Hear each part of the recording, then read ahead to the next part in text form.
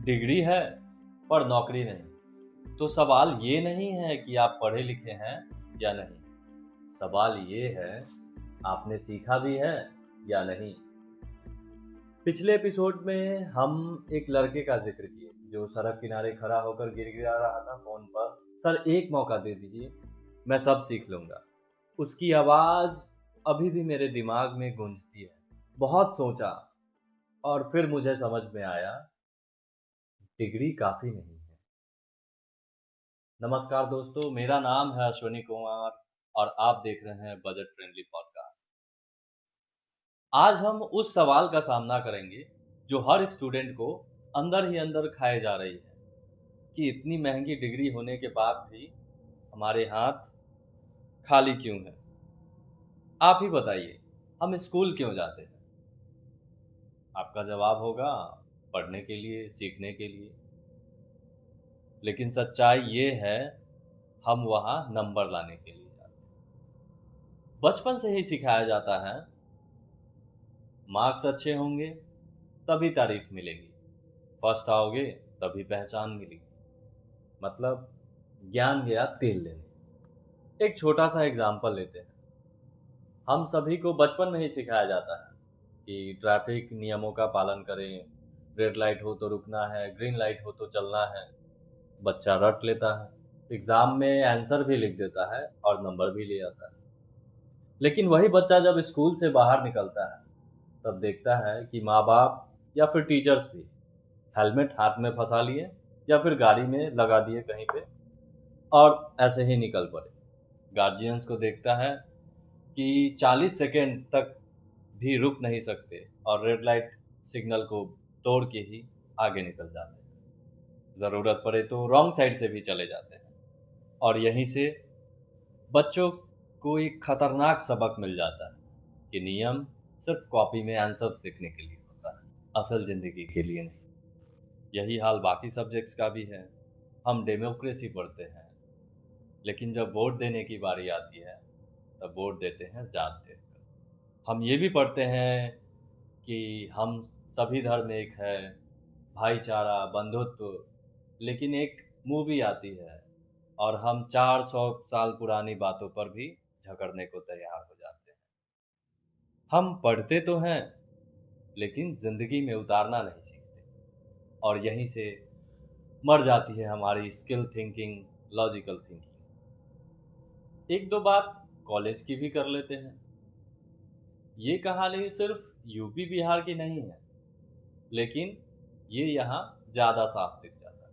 हम कॉलेज सिर्फ 4 चीज़ों के लिए जाते हैं: एडमिशन के लिए, रजिस्ट्रेशन के लिए, एग्ज़ाम देने और फिर रिजल्ट लेने। क्लास में क्या पढ़ाया गया किसी को फर्क नहीं पड़ता। अगर आप इसके अलावा भी कभी कॉलेज गए हो तो कमेंट करके बताइएगा। तो जब कॉलेज ख़त्म होती है तब डिग्री तो हमारे पास होती है, चाहे आर्ट्स हो या साइंस, लेकिन स्किल ज़ीरो। और फिर शुरू होती है वही दौर जहाँ इंजीनियर भी रेलवे ग्रुप डी का फॉर्म भर रहा है और बीए पास भी, क्योंकि लगता है कि और कोई ऑप्शन ही नहीं है हमारे पास। हम भी कभी उसी भीड़ का हिस्सा थे, लेकिन सब लोग इस भीड़ का हिस्सा नहीं बनते, कुछ अपना रास्ता बनाते हैं। पिछले एपिसोड में हम एक दोस्त का जिक्र किए थे। उसके पास भी कोई खास डिग्री नहीं था, लेकिन उसके पास एक स्किल था, कंप्यूटर और टैली का। तो उसने एक साइबर कैफे खोला, साथ में लॉ की पढ़ाई भी की। अब वो आईटी फाइलिंग करता है और लीगल काम भी देखता है। और सच कहें दोस्त, तो उसकी कमाई आज उतनी है जितना कई लोग 2-3 महीने में भी नहीं कमा पाते। तो डिग्री ने उसे पहचान नहीं, उसके स्किल ने उसे पहचान दी। तो अब आप सबके मन में ये सवाल आ रहा होगा कि पैशन फॉलो करें या फिर प्रैक्टिकल बने। और सच कहें तो हम भी बहुत कंफ्यूज हैं। बचपन में सिंगिंग का शौक था, 10th के बाद फिर एक्टिंग का भी हो गया, थिएटर भी ज्वाइन किए, रिहर्सल भी बहुत किए, लेकिन कभी परफॉर्म करने का मौका नहीं मिला, क्योंकि जब भी परफॉर्मेंस का टाइमिंग आया तब कोई ना कोई एग्ज़ाम आ जा रहा था। फिर 2019 में ग्रेजुएशन के बाद हम भी घुस गए वही रैट रेस में, एसएससी, रेलवे, बैंकिंग। 2020 में लॉकडाउन लगा, तब यूट्यूब भी ट्राई कर लिए। फिर 2021 में बीएड में एडमिशन लिया और साथ साथ तैयारी भी चल ही रहा था। फिर 2022 में सीजीएल की सबसे बड़ी वैकेंसी आई। तो सीजीएल के इतिहास में ही वो सबसे बड़ी वैकेंसी थी, तो उस समय ठान लिए कि अब आर या पार, कि अगर इस बार नहीं हुआ तो फिर तैयारी तो छोड़ ही देंगे। खुद को एक डेडलाइन दिए और फिर लग गए जी जान से तैयारी में। उसका फल भी मिला और दिसंबर के 2023 में सॉर्टिंग असिस्टेंट का पोस्ट पे जॉब लग गया और फिर वापस से थोड़ा लेट से ही सही, लेकिन अपने इंटरेस्ट पर यानी यूट्यूब पर आप सबके सामने काम कर पा रहे हैं। अगर आप भी कंफ्यूज हैं अपने पैशन को लेकर कि आपका पैशन क्या है ये भी क्लियर नहीं है, तो अगर आपका भी इकोनॉमिक कंडीशन मेरे ही तरह कमज़ोर है तो फिर तो पहले एक अर्निंग का ज़रिया ढूंढे, चाहे वो गवर्नमेंट जॉब हो या फिर प्राइवेट ही जॉब, क्योंकि भूखे पेट पैशन फॉलो नहीं होता।